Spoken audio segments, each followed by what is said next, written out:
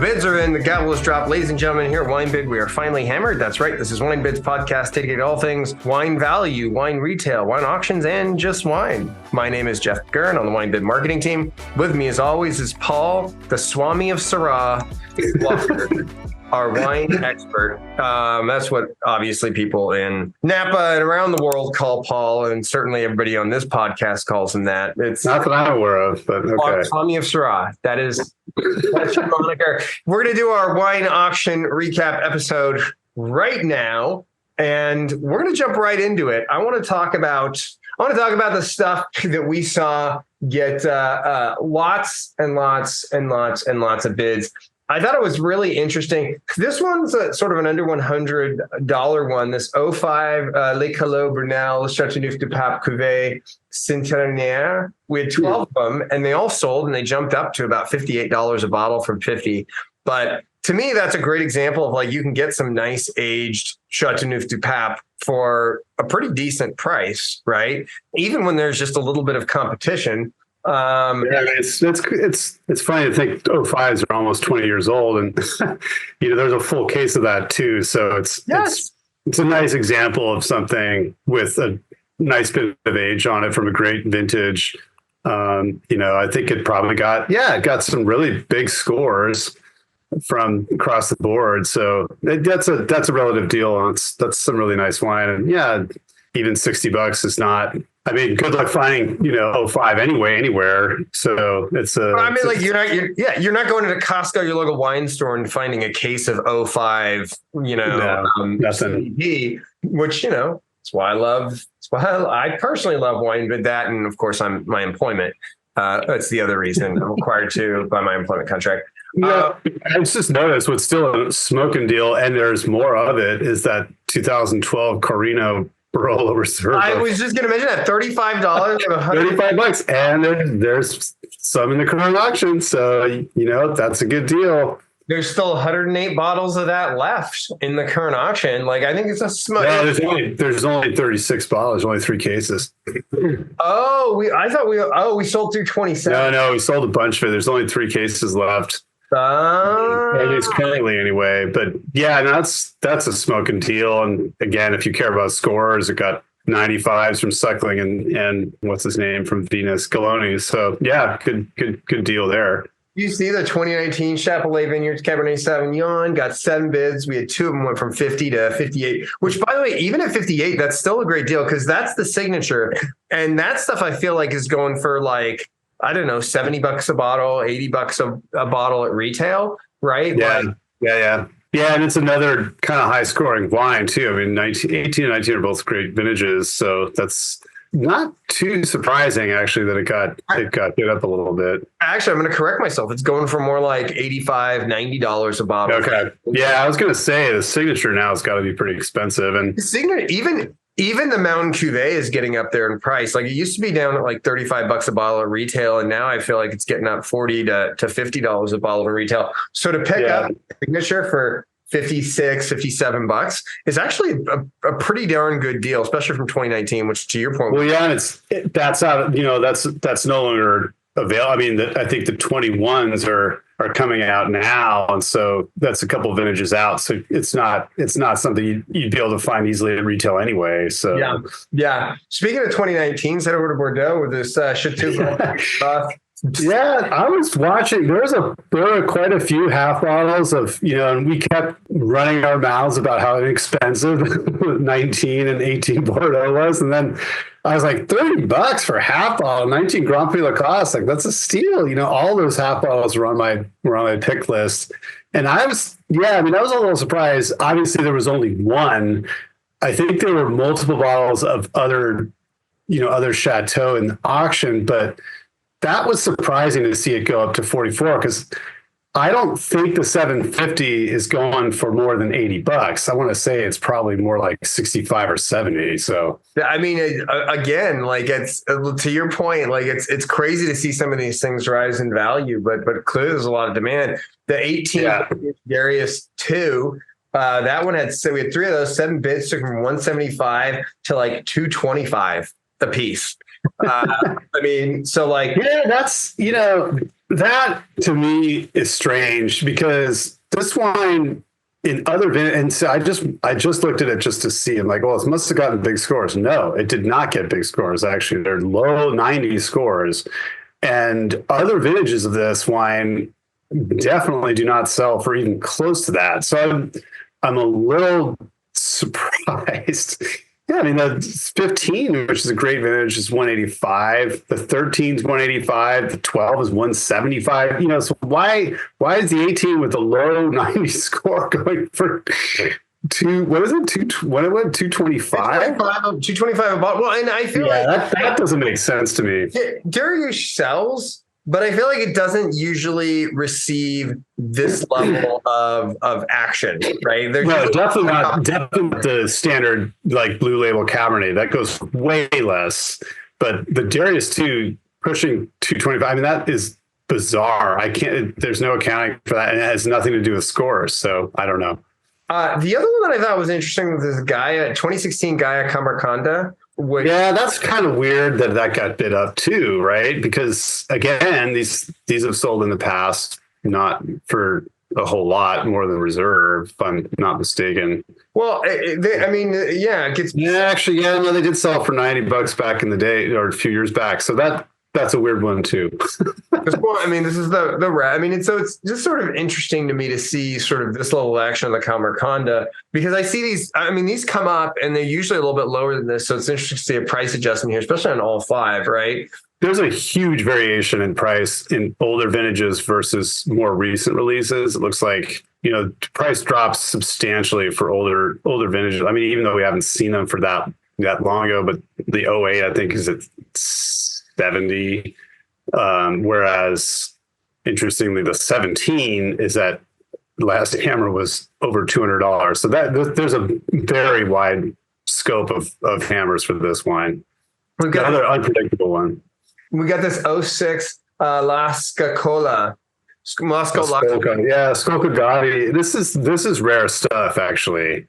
I mean, $25 got up to $40 before it hammered. All three sold after 7 bids. So a little bit of action there. Interesting looking bottle. I've not had La Skolka. Yeah, this is I want to say it's like a reserve, bottling that La Skolka makes, the Skolka Downtown. I don't know. I've seen this wine before. I'm not familiar with it. Jeff calls me an expert, but that's very far from true.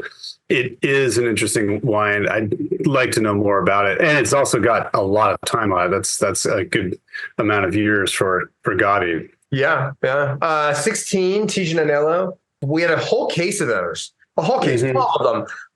7 bids took them from 155 to selling like 165 a bottle. I thought that's really interesting. That's actually that's another interesting one. You're right, because with that quantity, why would it get bid up that much when single bottles have been in the auction as recently as December and didn't sell, didn't get bid up. So that's a weird one. Well, and I do believe, did these bottles roll over? Because really? No, it sold first auction. Sold first auction. So they were priced pretty competitively though, because previous auctions we'd seen these at 165, 170, 185 back in December, but then it was at 150 in August of last year. Yeah, that's odd.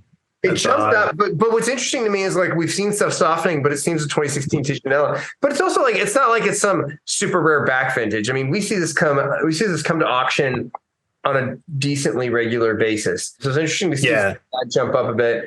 Should we take a look at some of the heavy hitters? Sure. Yeah. 2000 Chateau Angelus 12 bottle lot OWC 58.80 for this Angelus. Interesting to see that us sort of coming out with a case of OWC 2000 Angelus. It took 2 weeks to sell. I was curious to see how long this was in, because sometimes case lots can take the right buyer and they're not always going to hammer in the first week, but it did take an extra week for that to move. 3 bottle lot of the 97 Harlan Estate OWC for 4,020. I believe we just talked about a single bottle in a recent auction. Do you remember this? And I was going to see if the single bottle hammer was higher than, that got, because I want to say it actually got bid up a little bit compared to, it was a 3-pack a better deal, basically, is what I was trying to figure out. I think the last hammer, the last hammer was 1,400 and prior was 1,295. So this one has kind of shot up a little bit, but 13, I can't do the math. What's 4,020 divided by 3? It's like 1,300 a bottle, 1,200 a bottle. No, 1,300 a bottle. Yeah. Yeah, so it's right in range where it's last hammered. So yeah, this wine is continuously collectible. It's quite interesting. We had basically 2 6-bottle lots OWC of the multi-vintage or non-vintage Vegas Sicily Unico Reserva Special. Both of those sold for $3,030 a piece. I would guess that there's somebody who just loves their non-vintage Vegas Sicily Unico. Excuse me. I was trying to see which release this was, because I think it's a fairly recent release, but I don't know for sure. I was looking at the picture, but I can't really tell. Yeah, it looks like it says, was it 85, 90, and 90? It was like a blend of 85, 99. So it's an older release, but bottles were in fantastic condition. Really, really nice. They look great. Anyway, yeah, two different multi-vintage lots. This 3-bottle lot from Krug was interesting. The non-vintage 2008 Krug from soloist to orchestra in 2008 Act 1. 3-bottle. Yeah, from soloist to orchestra. I flagged this was one of my picks actually too, because I was like, is this some kind of special branded packaging? But no, I think it was just the title of the 3-bottle lot actually. Okay, so somebody just like added that in, like from soloist. Yeah. Well, this is cool. It was I think it was actually a little bit of a premium for the 3 versus, what they're individually going for. I think the hammer was a little higher than the $2,900 hammers. If you divide it by 3, it's actually a little bit more than what the individual reserves or hammers of those bottles are. So that's a collectible lot, though. It's a really nice batch of wine. We've got this 15 Domaine Viso Eschizo that sold for $2,070. And then the 66. Yeah, Viso is one of those wines where the prices kind of had to come back a little bit. I think this wine was in auction for a while and dropped a few increments before hammering. They're still very, very expensive, but it's one of those examples where we've seen like Loire with this as well, especially slightly older vintages. I think some of the Loire wines are still going for quite a bit for like 15s and more recent vintages, but 15 Viso, this wine I think has come down. I think maybe it's seen a correction and that's now more in line of where it's going to sell. I'll mention one more before we sort of talk about some of the weekly winners. 66 Petrus sold for $23.20. I thought that was an interesting one to see go. Mm-hmm. Actually, I'm sorry, one more. The 2006-liter of Leoville Las Casas. I thought that was party bottle. Yeah, that was one of my picks. I remember from before. If you wouldn't mind, I was going to mention we talked about half bottles of Bordeaux. There was a 19 Clean A that started at 45, which I thought was a great deal, hammered at 61. So, a couple of those other half bottles went for quite a bit more. There was 2019 and 2020 Canon La Gaffelière. Similar situation. The 2020 started at 35, hammered at 49, and the 19 started at 35 and hammered at 47. So collectors seem to really go after these half bottles. And 19 Lynch Bage also started at 70, hammered at 101. I'm quite certain that the 750 of 19 Lynch Bage is not $200. I'm almost positive it's more like 150 or even less. So these half bottles, it's interesting because they're very, very collectible, and they always, it's like they're not actually great deals.